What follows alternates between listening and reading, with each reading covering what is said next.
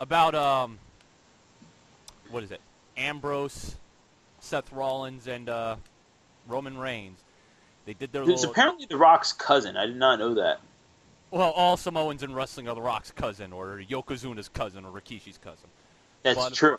I did forget that. all right, but we were talking off the recorder, and we think that this angle is going to fail, not because of the people involved, but because it's doomed to fail because the company that's booking it, we have no confidence in. And we brought up Nexus, and you were about to make a point about Nexus. I do think that this has a better chance than the Nexus angle. Yeah, the Nexus had malice, had menace to it at first because they were just tearing stuff up with no rhyme or reason, and then that whole debut thing that was crazy. They were just tearing up the ring, but then you realize something that these guys are the same guys that were on NXT, and that you got to realize with guys like David Otunga and Skip Sheffield, who I don't care if he's Ryback now. He's still Skip Sheffield. He's still lost to Michael Tarver on NXT, so he's not fucking undefeated. And you have guys like Michael Tarver. Eventually, you have to get these guys in the ring, and eventually they're going to have to wrestle. Eventually, they're going to have to be one-on-one. So, yeah, they might look good tearing up the ring as a group of 7 people, or 8 people as it was at first before Daniel Bryan got fired for the whole tie thing. But it was, but eventually you're going to have to get these guys one-on-one, and they're going to have to be a threat to individuals like Randy Orton and John Cena. And the way that you book Cena, come on, there's no way that they're going to be threats to him or to Randy Orton or to any of the established guys that were in the WWE then.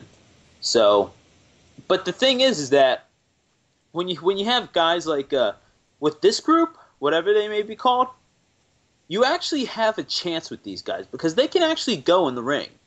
They're wrestlers that you've seen before. I mean, Roman Reigns, I'm not sure who he was before he was Roman Reigns, but you have John Moxley on your side. You have, for all intents and purposes, Tyler Black. These are guys that you know can wrestle.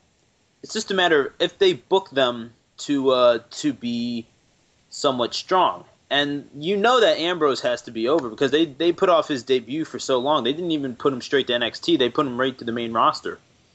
So, and from what I hear, he had glowing descriptions of his matches at FCW, including his one with William Regal, the ones that he had with Seth Rollins. The guy is good. And Seth Rollins, we know that he's good as well. So it's just a matter of if they book it right. But that's the thing. No matter if it's the Nexus angle or this angle, they made Ryback look like a monster. Let's face it. And he's the same guy who was in the Nexus. So at the end of the day, it's still going to be the same guys writing this thing. And it's still going to be the same guys that can potentially screw it up in the same way that they've screwed up every single invasion angle ever since 2001. I sit here and I ponder because you sat there and said that eventually they're going to have to go one-on-one, which is a very valid point.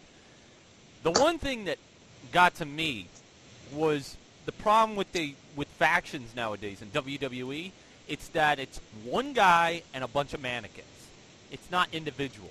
Now, granted, I don't like the New Age Outlaws now, all right, or when they were VKM in TNA.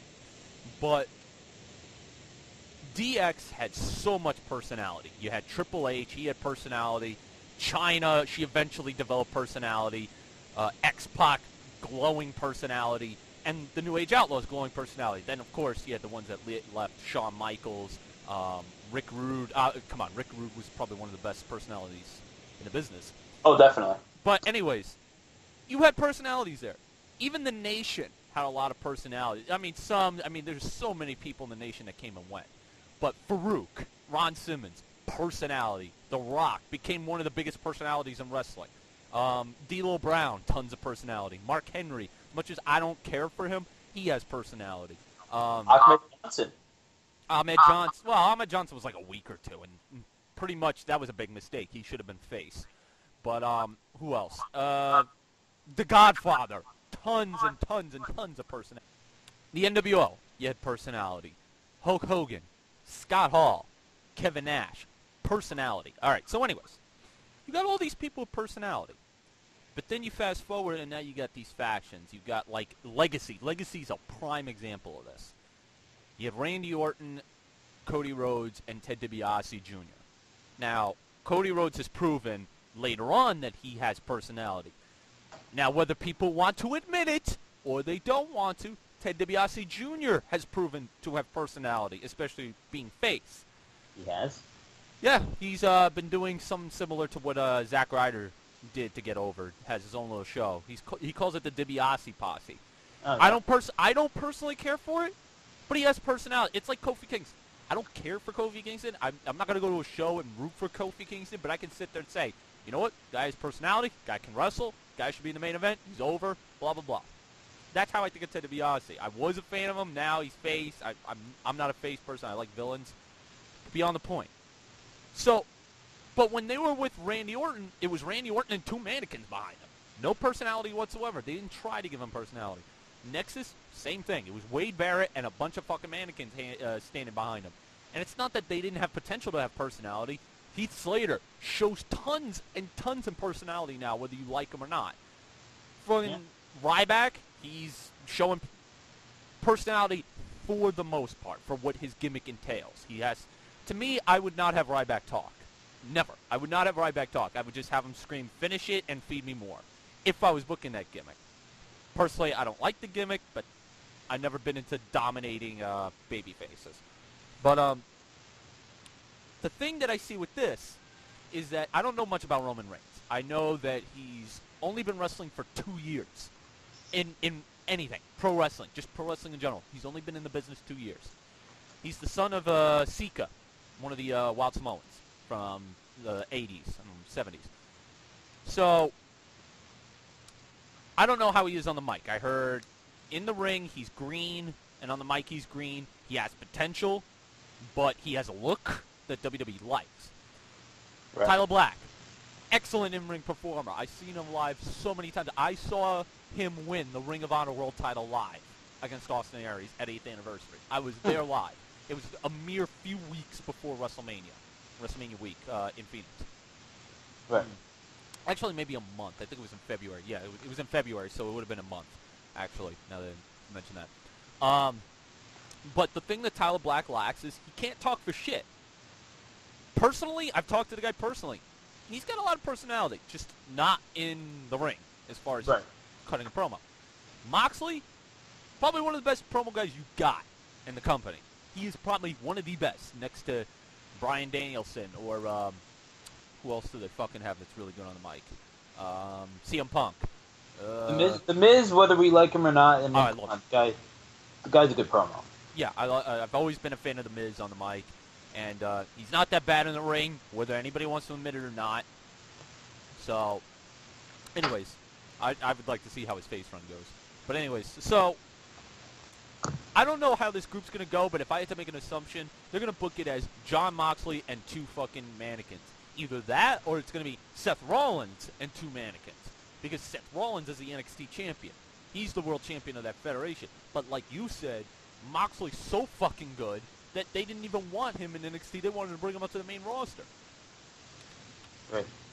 So, to me, Moxley's going to do most of the talking because he's, out of the three, the best talker, unless Roman Reigns pulls something out of his ass to prove that he can talk. But I feel like, to me, it has potential. They're supposed to be called the Shield, from what I understand, because of their badge saying the Shield. I don't know. I don't know where this angle's going to go.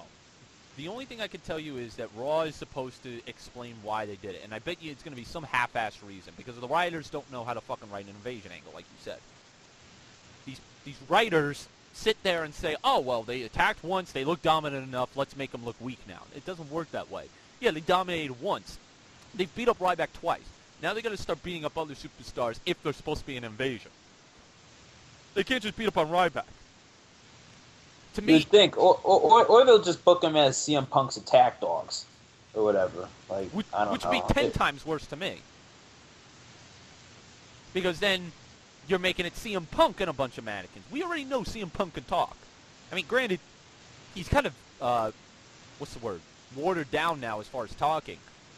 But we know he can talk. He's over. These guys have to establish themselves first. Wouldn't it be better if they were just their own people, like Nexus was? Because that's why I liked the Nexus idea, was that they were their own people who hated the system of WWE. But it went from Nexus feuding with the WWE system to just Nexus feuding with John Cena. Yeah.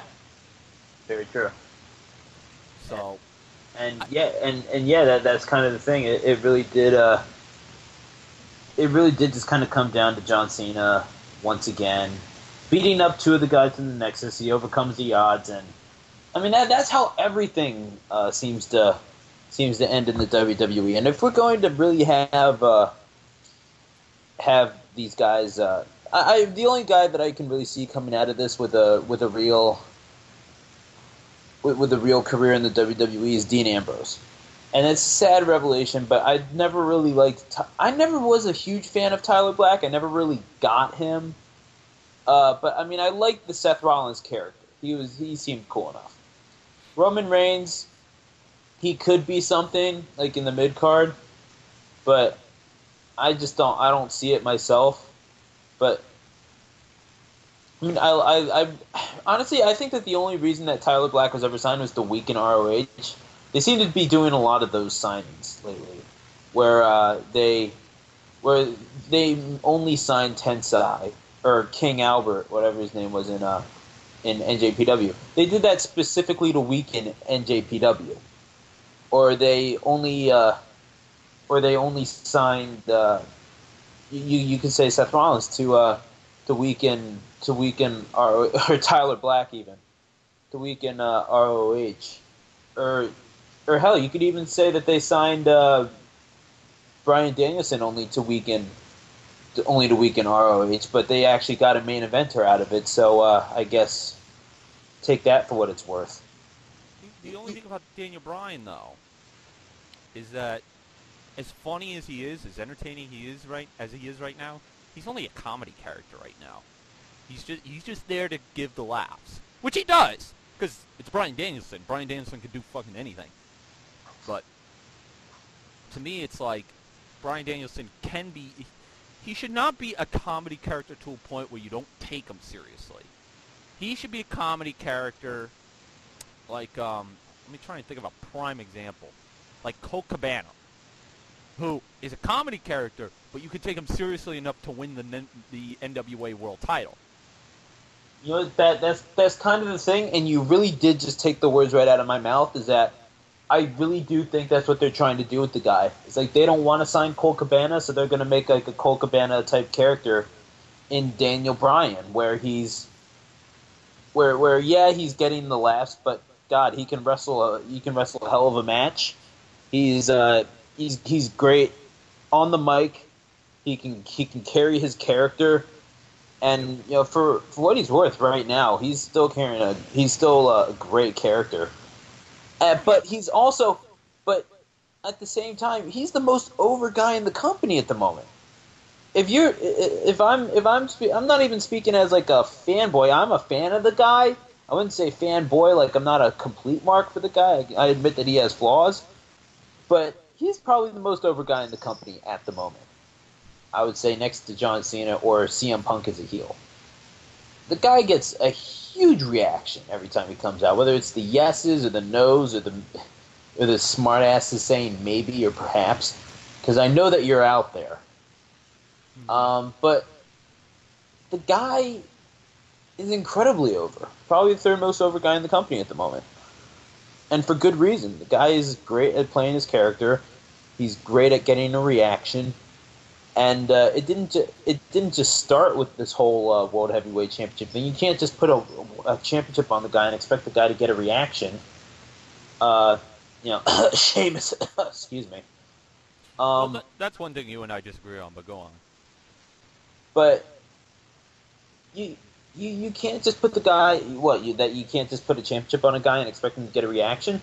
Oh no! I mean, when they put it on him the first time in 2009, yeah, you're right. I agree on that. But morally disagree with you on Sheamus not getting over now, because he's pretty over now. He is? Yeah, he gets a lot of cheers. Dude, the SmackDown that I went to, he maybe got Well, you live in where? Philadelphia? Philadelphia, yeah. Well, you're in Smartville. You're No, pretty much. dude, you know how smarky Philadelphia is? We're so smarky that none of the smarks come out to WWE anymore. It's all kids. It's all kids. It's like none of the smarks come out unless it's WrestleMania season. That's when they start to come out. I mean, But yeah, go ahead. but that's the thing. It's mostly we're not as smarky as you think we are anymore. I mean, you'll get smart asses like me, but that's about it. And it is mostly kids, and even so, Sheamus ain't getting that big a reaction. Like Daniel Bryan got a far bigger reaction than he did.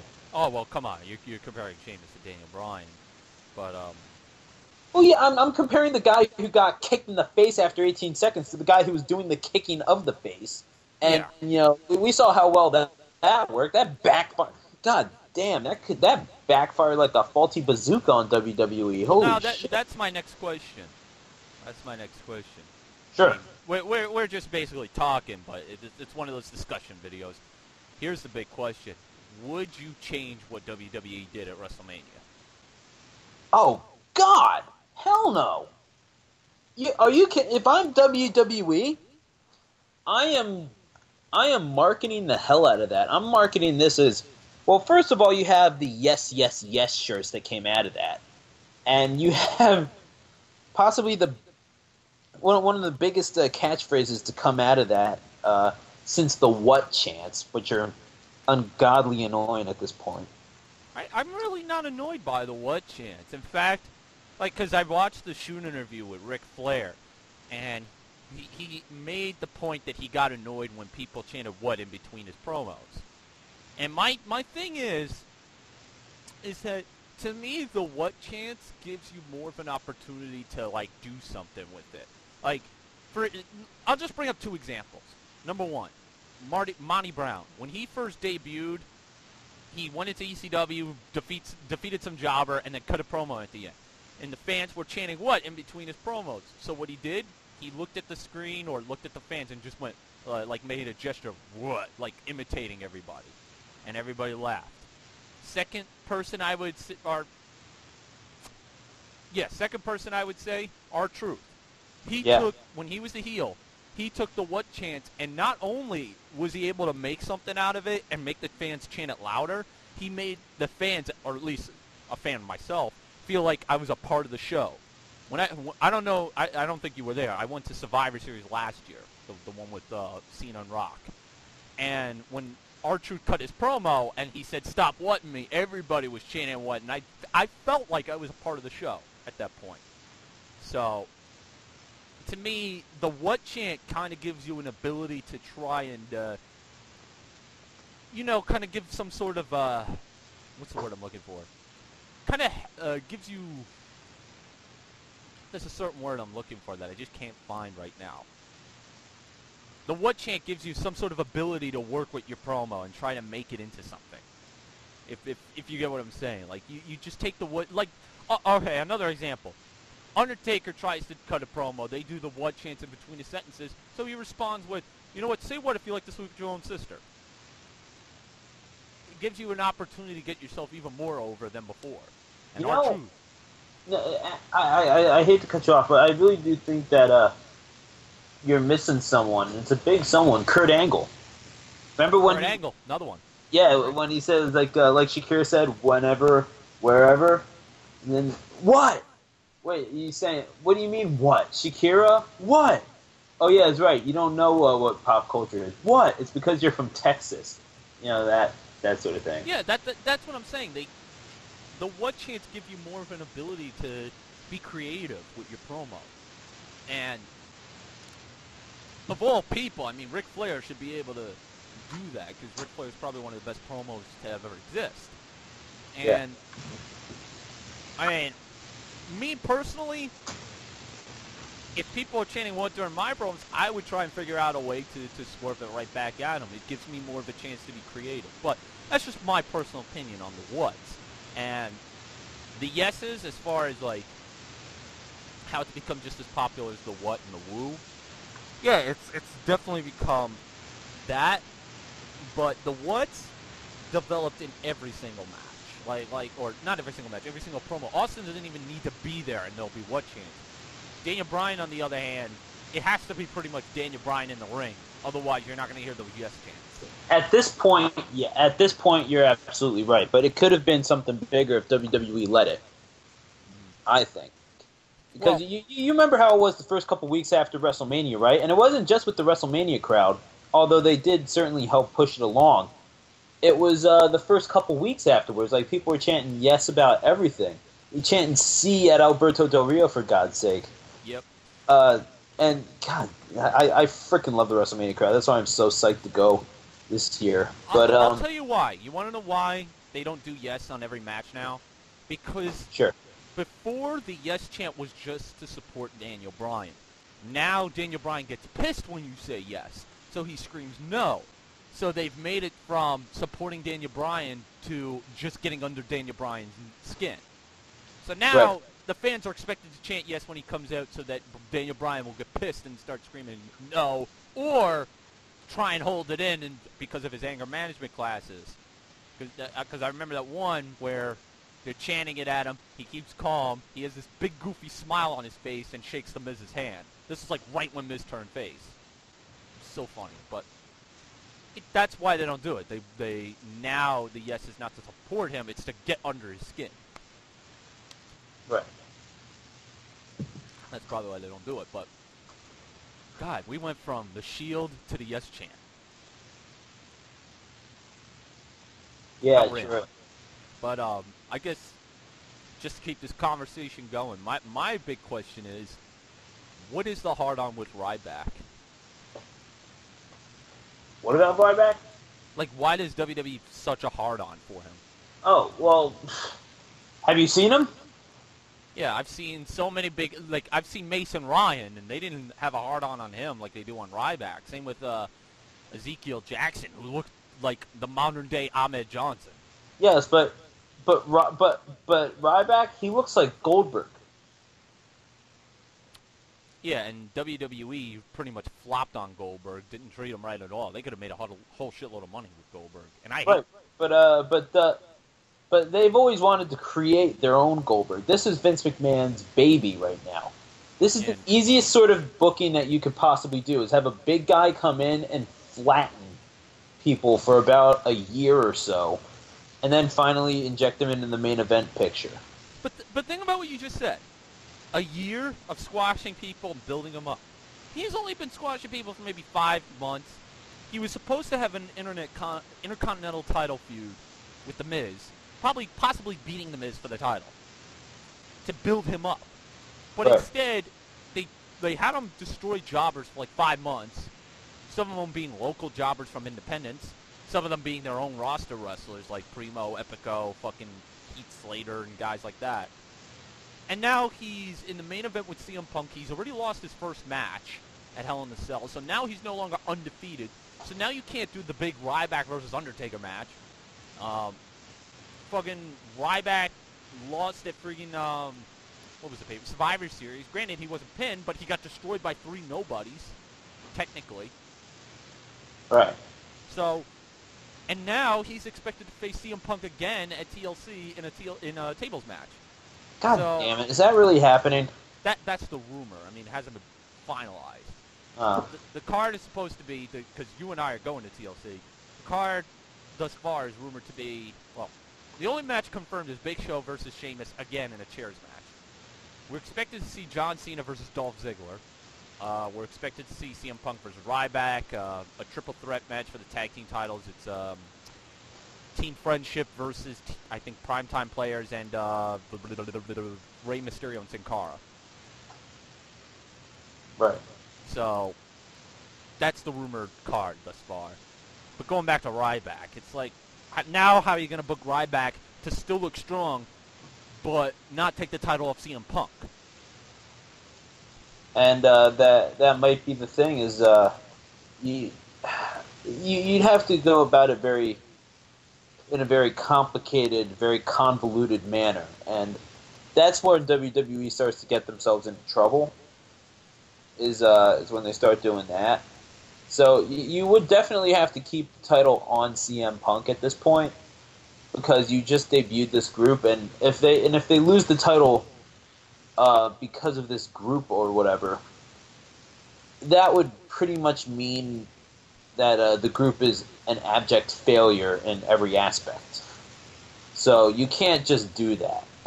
But if they do, I'll give them credit for having balls, but I'll immediately discredit them for being the stupidest fucking writers on the planet. Which isn't out of the question, knowing them. Mm-hmm. So I don't know what you do exactly, but I'll give them credit for this. They did at least put off debuting Dean Ambrose long enough for me to completely forget that the guy, had a possibility of being debuted. Like, we were all joking that Dean Ambrose was never going to debut. So, and he finally did, and it was glorious. So, I don't know. If they have a trick up their sleeve, they better hold on to it, because the way that they're writing themselves into it right now, it ain't, it probably won't turn out well. No, it's not. I don't think it's going to turn out well with Dean Ambrose because they're going to sit there and they're going to say to themselves, "Oh no, we can't have Ryback looking weak. We got to have him get his beat down back. He's going to have to give it back to them." And I just see WWE hurting these guys because the one thing that pissed me off about the Nexus angle was that other than the very first night they debuted, the Nexus were not allowed to have a one-up on Cena. And people are going to bring up, oh, but they had possession of Cena. Like, oh, Cena was a part of Nexus because not by choice, but because he lost a match. First off, he lost the match thanks to cheating. Wade Barrett couldn't beat Cena on his own. And secondly, the thing about this group is that you never felt like when they did something to Cena that Cena was in any real danger. Like, Cena always had some sort of scapegoat because they look like chumps compared to Cena. People seem to forget about this with Nexus. There was a tables match. It was on Raw. It was the main event of the show. It was Randy Orton versus John Cena. Randy Orton and John Cena were fatigued. They were beating the shit out of each other. And all of a sudden, Nexus comes out to beat up on both of them and got destroyed in the midst of it by two fatigued men. Think about that. Think about that. They got destroyed by two fatigued men. So, that's why I see this group not doing well. Because they're going to be destroyed by Ryback, who, again, it is Ryback's gimmick to destroy. That's his gimmick. But have him destroy people that really you're not trying to build. I mean, the whole point of squash matches is to get local jobbers who are trying to make it into the business to have some sort of job, and if they do well at their job, hire them back. Or use a guy whose pretty much his gimmick is to be a jobber. Whereas, don't fucking take somebody like Dean Ambrose, Seth Rollins, and Roman Reigns, who have a lot in their career to offer, and then just feed them to Ryback, and then they become nobodies. Right.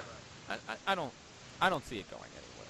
I mean, if it was in the hands of different writers, like Paul Heyman, for example, then I would see it going somewhere. Because Paul Heyman, the guy can fucking book. He just can't fucking handle a bank account. But, right. By God, I don't know. I mean, I don't know what you think, but...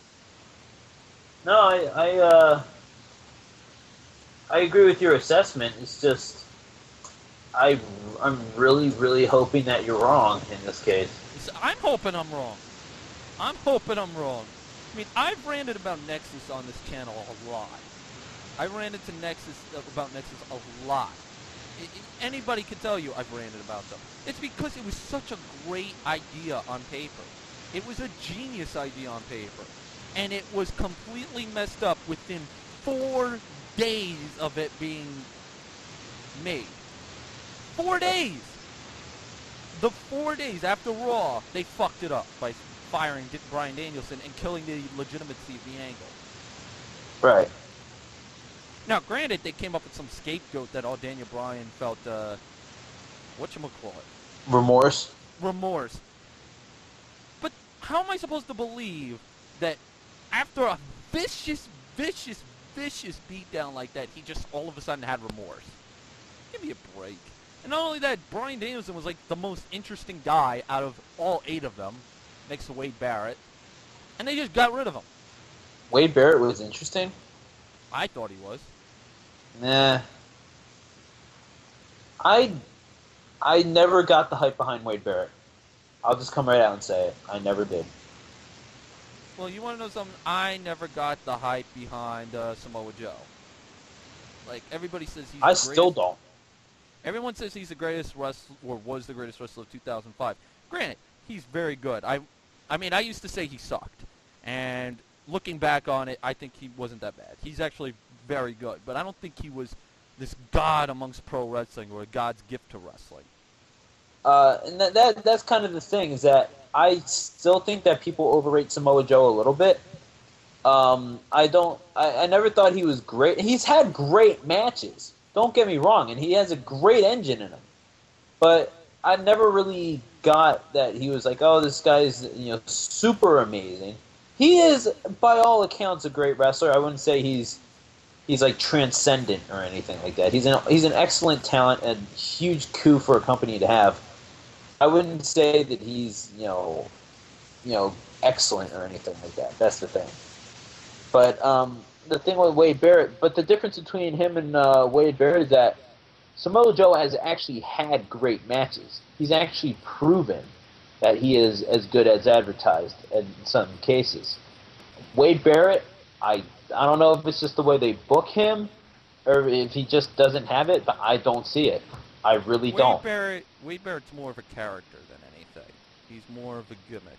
And his gimmick the gimmick that he does when he's allowed to talk on the mic and be as vicious as he can be on the mic, especially when he was doing the Nexus angle, some of the promos were actually very good. Like him threatening Sheamus and how he can easily just get Nexus to destroy him. And it was fine and dandy, except that like Wade Barrett tried his ass off to make Nexus look legitimate, but when you book them to lose and get their ass kicked, then eventually I'm not going to take you seriously.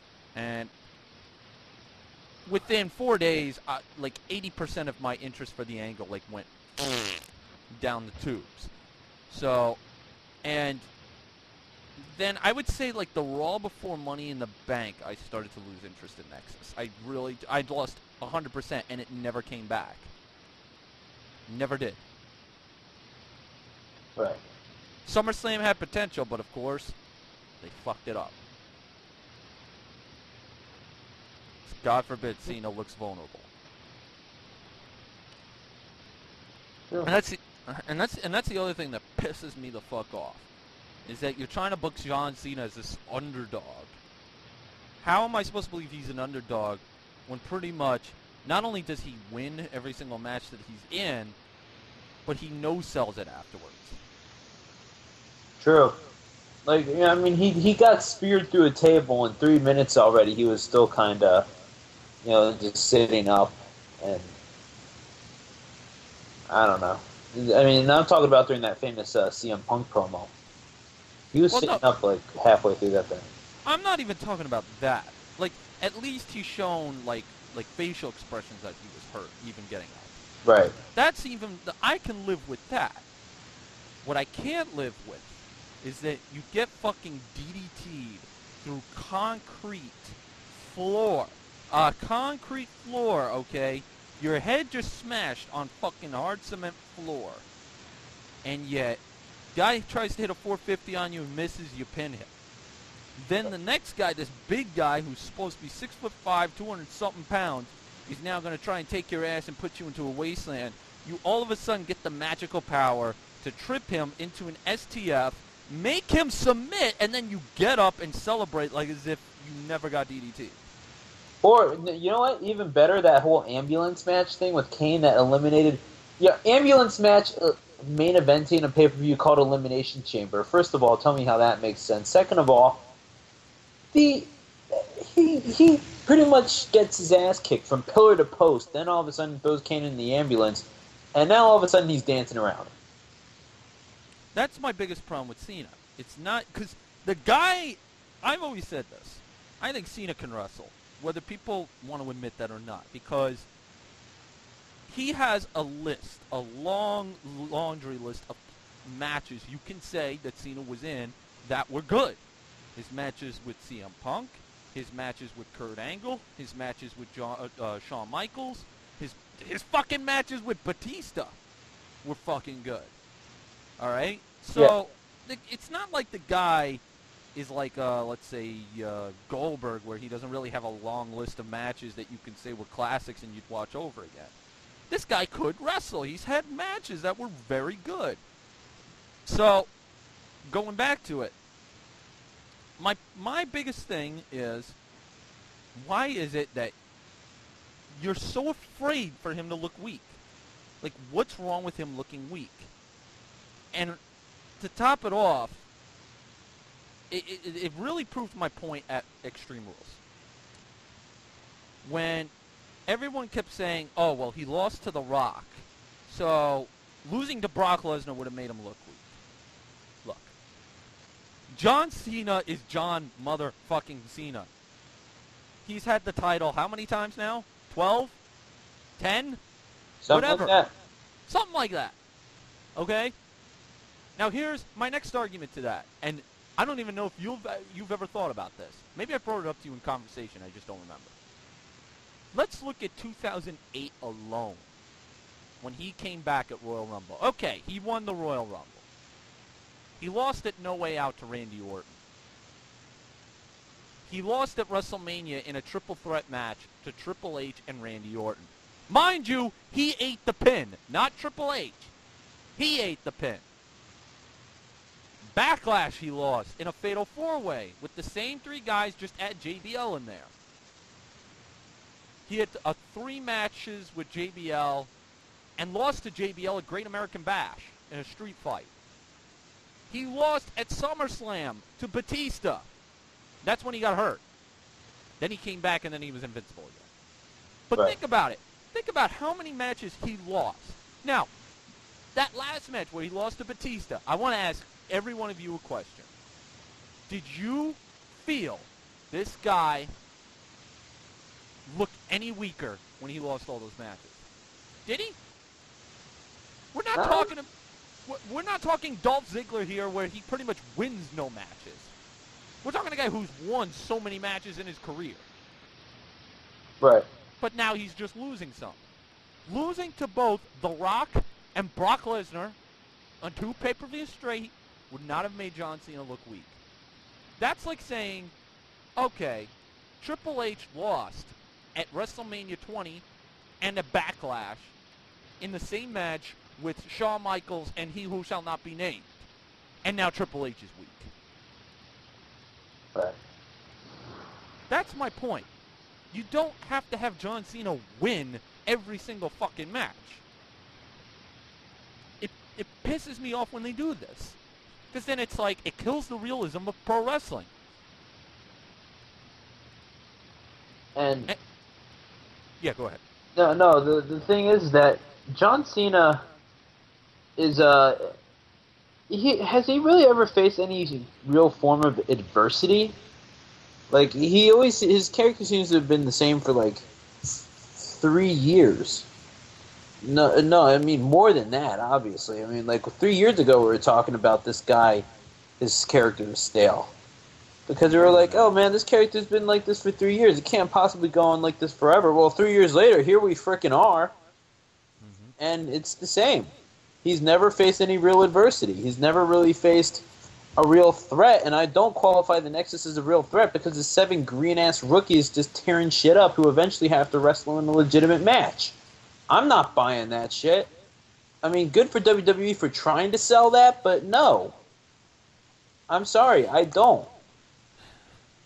So, Yeah, well, hey, it looked like how we came full circle on the Nexus thing anyway. But Yeah. the but the thing with Cena, and that's why I think that Sheamus is getting the whole label of Irish Cena, is because he's never faced adversity. He's been handed championship after championship, and there's nothing that's ever stood in his way aside from Daniel Bryan getting more over than his stupid pale ass.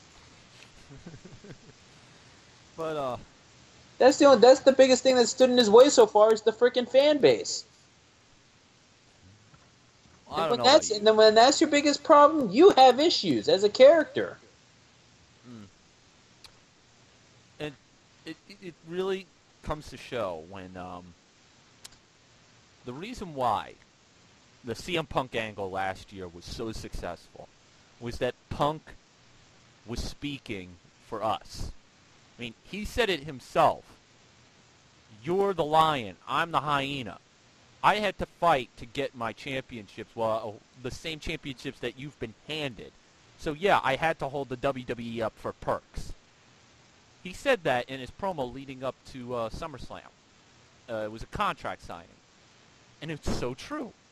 It's like Cena gets handed these championship runs. I mean, do you want to know? I mean, their plans. I mean, again, these are just, they're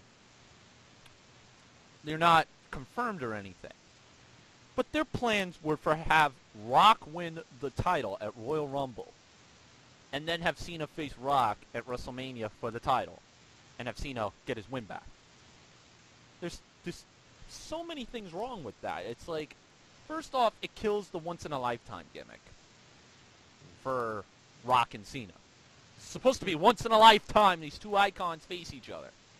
That'd be like as if Steve Austin and Hulk Hogan faced one time, and then you said, no, let's have it again because it was so successful. It's like, no, it'll do a good buy rate. But then you're killing the once-in-a-lifetime gimmick, which probably WWE doesn't give a shit because they want that big buck. Partly I can't blame them. But the problem with that is, if The Rock wins a title, how do you know he's going to be able to defend it at an Elimination Chamber or at house shows? Like, plus, why does the title match have to involve The Rock and John Cena, two guys who have a cemented legacy to begin with? I mean, right. I'm more for the rumored idea for it to be at WrestleMania, CM Punk defending the WWE Championship in his long title reign against The Undertaker for his streak. That sounds like a great idea, yeah. That would be an awesome idea. But Punk has to be the champion for people to have that thought in their mind that Punk might have a chance. But part of me thinks he won't because Punk has been getting low-ass ratings on television, and I'm just surprised they haven't taken the belt off him yet. I'll give them that. They're sticking with storyline. Yeah. But if Punk wins at Royal Rumble, I'll mark the fuck out because then my thought process of Punk versus Undertaker happening would be awesome. Yeah, no, it's true, and Punk has shown that he can carry matches before, and really, I think that'd be it would show that he's reached a level of maturity where he really can carry matches on his own, and and if he's able to create these new superstars, if he's able to help elevate even guys like Ryback, who we don't necessarily like, but some other people might because he's the sort of person that WWE fans are used to looking at, not so much like a Daniel Bryan or whatever. Then so be it, because you're going to still need guys like that. You're still going to need monsters, but you're also going to need people who can wrestle matches, because that's the direction that the wrestling business is going in. Is smaller, faster guys. It's kind of like the NFL. What if the NFL did this thing where they tried to stay in their ways, where it's like, oh, we need big guys. It all has to be big men. We need all these big offensive linemen who do nothing but stand there. We need these big defensive linemen who all just have to be big and have to plow over the offensive line. The unstoppable force meets the immovable object, and it's going to be the biggest, baddest brawl of them all. But the thing is that the game is so slow then, and sports have changed, and so is, I mean, the offensive linemen, yeah, they're still big, but they also have to be mobile. They also have to know how to block at the next level. You know, the receivers, they're still big, but there's still room for a guy like a Deshaun Jackson or so that might be a little bit smaller. Hell, even the running backs, they're not all barreling through. They're smaller, they're more muscular. They got to go through. They got to break through tackles. Hell, defensive line might be the most. Might be the best example of this because they're way smaller than they used to be, but they're faster. They do more they do more of that swim technique. They do the spins where they get to the quarterback quicker. Speed kills.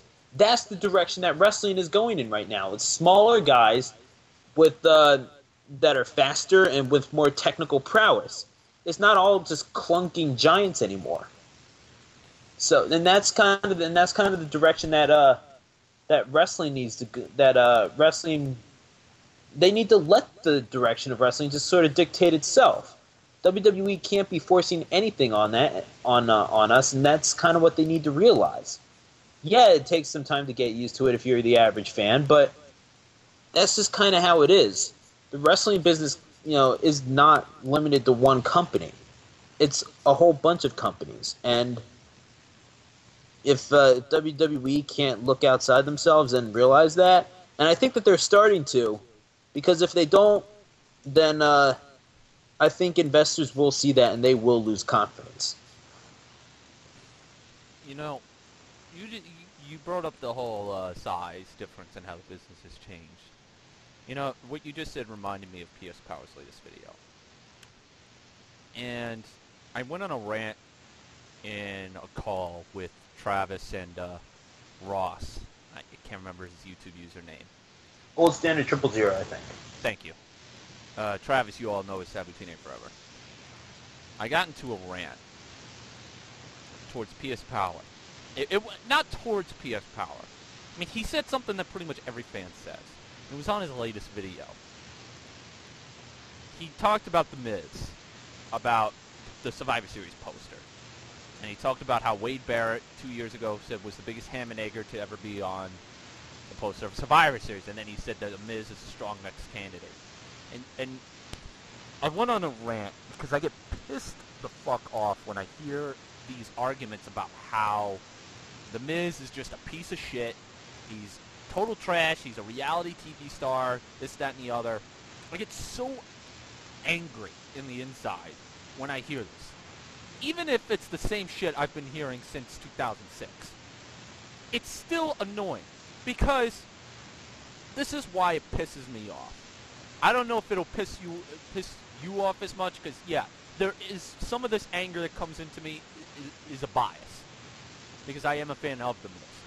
But when I think about it logically, I get pissed the fuck off when people say he's too scrawny, he doesn't look like a guy that's a threat. Well, first off, I never thought his gimmick was supposed to be threatening to begin with. He was supposed to be a Ric Flair type-esque wrestler where he does take easy shortcuts, but there are times where he does beat a guy and it looks like he can win. Which, what could have happened with this title run, but they didn't do. You see, what angers me about the Miz hate, first off, is the reality bullshit that I hear. Oh, he's a reality TV star. Or was a reality TV star, therefore he's shit. I get so angry because these same people are big fans of Booker T, who was an ex-convict, who served time in prison. Now, I'm not saying Booker T should not be respected, because I respect Booker T. He's one of my favorites of all time. He will always be in my, at least in my top 20 favorite wrestlers of all time. He's not the best in-ring worker, but as an entertainer, he's probably one of the best you'll ever see. But, Jesus fucking Christ, this whole MTV reality bullshit has to stop. To sit here and say, oh, because he was an MTV reality star, that has to fucking stop. And what angers me the most out of every single thing about this is that fans I don't want to use you as an example because you brought up the whole Sheamus thing and how he was just handed the world title. All right. Yeah, no, I wouldn't. I won't take offense to it. Okay, I'm just saying because just in case you misconstrue what I say. Sheamus was handed the world title. Now, me and Stu disagree. I think Sheamus has now come into his own. That's my personal opinion. He has his. And I'm not saying your opinion is invalid. You actually made a valid point. But you got Sheamus who was handed the world title. At first, Drew McIntyre was fucking pushed to the moon when he wasn't even over. And let's face facts. If he didn't get into that fight with his wife, he would be world champion. Ryback is being groomed to be handed a fucking world title just because he's big and burly. Alright? We've had way too many fucking guys in the past few years just handed the world title because that's their guy. The Miz is one of the few fucking guys in the last few fucking years that got to where he got with that world title because he worked his ass off. Now, if you want to believe all the rumors, was that he participated in events that he didn't have to. He did on his own free time. WWE events that he participated in. Went on talk shows just to pimp out the WWE. Basically improved on his craft, on his character and his in-ring work. Improved on his persona into how to carry himself like a superstar.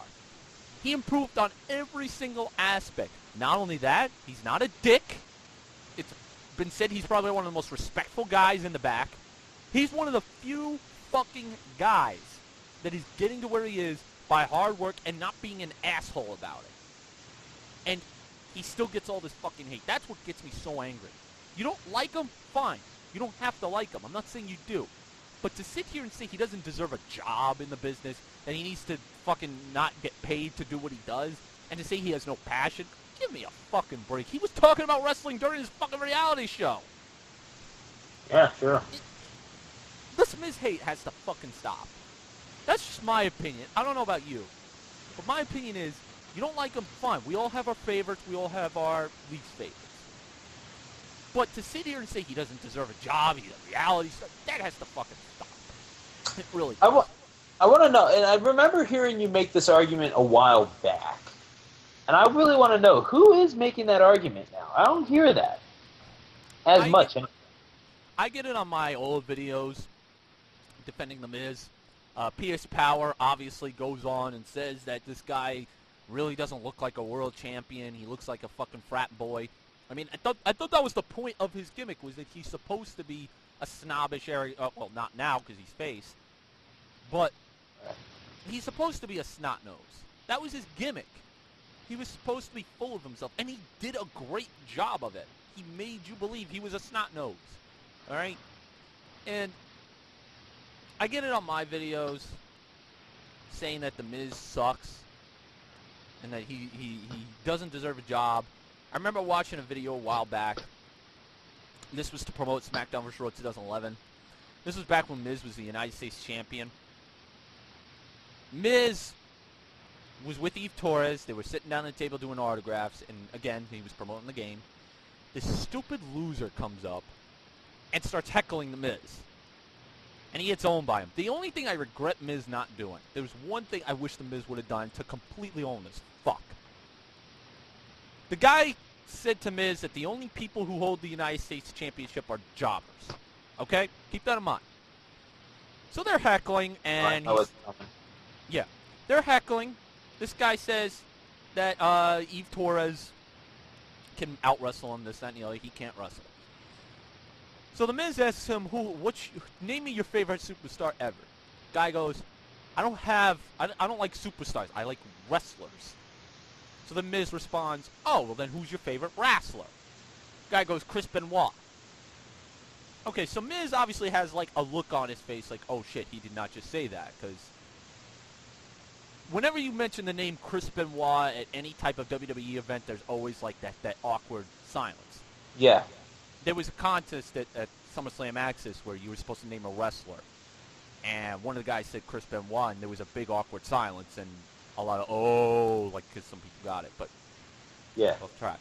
So he said Chris Benoit, and then Miz said, oh, well, Chris Benoit. All right, well, let me just say this. We're sports entertainers now.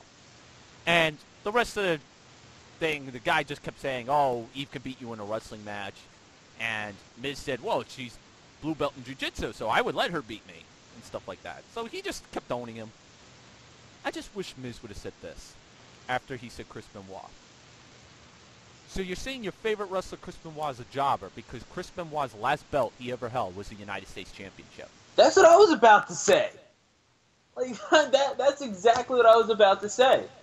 Like, I was thinking at some other point, like he would have said, "Oh, so you're saying John Cena's a jobber," or something along those lines. Like, I don't know. I mean, I don't know what the guy's thoughts on John Cena were, but probably he thinks he sucks because he's a smart. Because all he was saying was like, that is like obvious smart bait, man. Have like, you seen the video that I was referring to?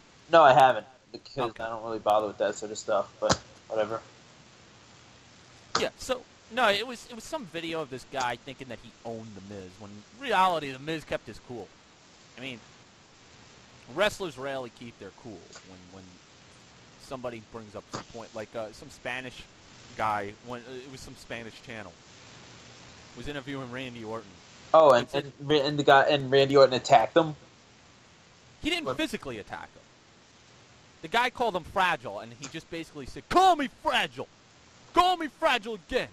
and just got so pissed. The Miz, on the other hand, when he got heckled, kept his cool. Right. To me, I respect you more if you're able to keep your cool. I mean, I shouldn't say I respect, because I respect every wrestler that goes inside that ring and decides to put their body on the line to entertain. Yeah. Every wrestler. I respect every wrestler, at least on that aspect. But, like, as a human being, I respect you more when you're able to keep your calm. And The Miz can keep his calm. Now, there was another thing. I don't know if you ever saw it. I forgot what it was. It was some, I think, WWE show where they got this fan on. And The Miz was going to do, like, some sort of surprise thing. The fan was shooting on The Miz. Like, the kid's having a good time. The guy, I should say, he was an adult. He's having a good time. The guy says, "Why don't you say in front of the camera what you don't like about The Miz?" And the guy said the usual fucking shit. "You're a reality star. You can't wrestle." And The Miz, while this is going on, The Miz is like, "I'm going to surprise this guy. Watch what I'm going to do." So Miz stands, like, afterwards, you see The Miz walking in with his personal camera, and he's standing with his arms crossed. Fan turns around, he's all shocked. And The Miz just gives him that stare. And he says, "Go ahead, keep talking. Keep talking." And his gimmick. He's obviously talking in gimmick. Right. Fan shell-shocked, he just, like, starts talking. And then The Miz lays one on him. Lays a pipe bomb. Starts saying, "I fucking worked hard for my share. I am the most must-see WWE champion." Obviously, he's doing that. But he laid one on him. He's like, "You think you got what it takes? Come on, let's go." I think this was all in character because, of course, part of it was I'm gonna surprise this guy. It was supposed to be like one of those what's that show that Ashton Kutcher used to host? Punked. It was supposed to be like a punked moment, and then, of course, the fan obviously tried to attack him afterwards. But to me, it's like this hate has to stop with Miz. And going back to way before we were talking about Miz, let's talk about the what were you saying? The underweight guys who are like 5'9" and 180 pounds. Something along those lines, yeah. We need more of that because then you get more people in the business. I mean, granted, wrestling's a sideshow in some regards. Yeah. You got your big men. To me, wrestling should all be about variety. You should have a variety of pro wrestlers.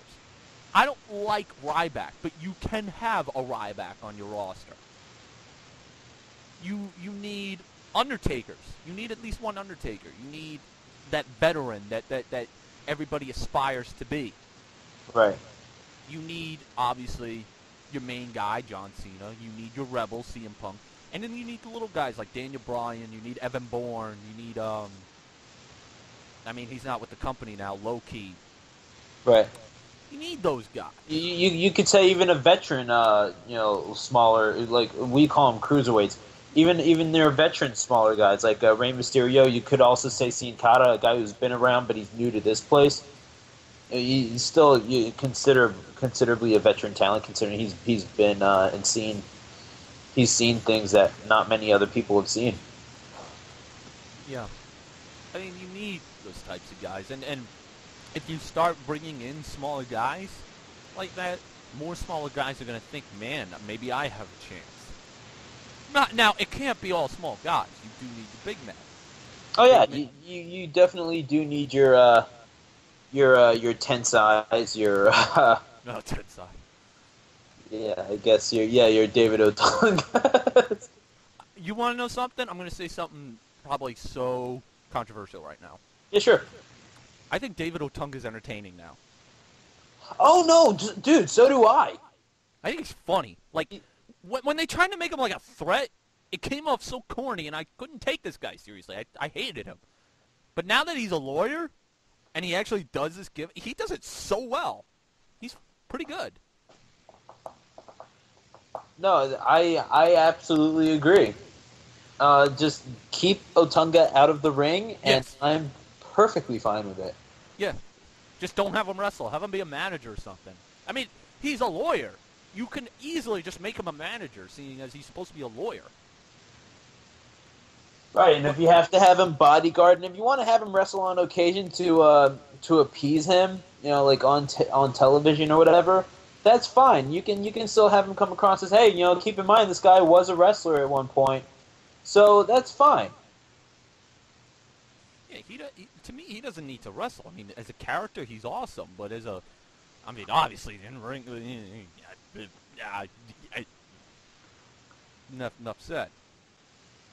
Right. But I guess that's how I feel. I mean, I don't even think Wade Barrett's all that bad, but that was the point I was trying to make earlier with Wade. But we keep going off topic, but going back to We had a topic. Yeah, right. yeah, we're just like random. I don't know about you. I think I have ADD. I really do.